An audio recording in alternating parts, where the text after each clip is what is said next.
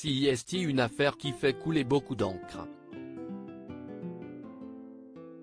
Depuis quelque temps, Cyril Hanouna a déclaré publiquement la guerre à Sofia Aram. Mais cela a pris un nouveau tournant à la mi-mars. En cause, une chronique de l'humoriste qualifiant l'animateur star de C8 de décérébré et l'équipe de chroniqueurs de Touche pas à mon poste de bande d'abrutis congénitaux. Attaqué, Cyril Hanouna a donc riposté. Et comme à chaque fois que quelqu'un s'en prend à lui ou à son patron, CIST avec véhémence et virulence qu'il a répliqué. Comble de la gratuité, il s'en est même pris à la famille de Sofia Aram, rappelant les affaires judiciaires dans lesquelles sa mère est impliquée. Occupe-toi de ta maman qui a écopé de 2 ans de prison ferme après avoir berné des gens en situation irrégulière, lâchait Cyril Hanouna avec malice. Il ne fallait pas davantage pour que ses fans ne fassent le relais sur les réseaux sociaux, harcelant Sofia Aram.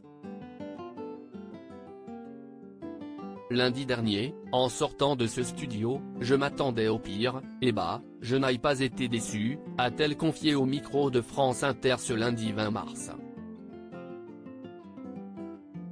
Et d'entrer dans le vif du sujet, à tous ceux qui me rabâchent que ma mère mériterait de passer ses jours en prison, j'aimerais leur dire que je suis d'accord avec eux. Un concept qu'elle pense trop compliqué à comprendre pour Cyril Hanouna et ses fans. Évidemment, pour des demeurés comme Hanouna et sa horde de fanzouzes, CIST un peu compliqué à comprendre, mais, comme tous les enfants ayant eu un parent délinquant ou maltraitant, et ma mère était les deux, CIST un point de vue assez fréquent, a rappelé l'humoriste. Surtout, elle a expliqué pourquoi elle ne s'était jamais livrée sur ce sujet auparavant. Parce que, comme tout enfant d'une mère délinquante et maltraitante, j'avais honte. CIST idiot mais ça fait près de 50 ans que j'ai honte, a-t-elle rétorqué face à Léa Salamé et Nicolas Demorand.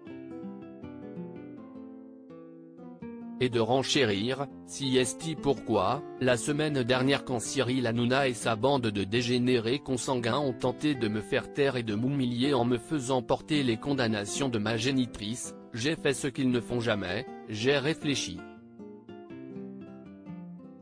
Sofia Aram ne compte pas laisser ce crétin et sa meute faire leur victime si cette situation est souvent utilisée contre elle par ses détracteurs. Sofia Aram tient à signaler qu'elle n'est pas responsable des actes de sa génitrice.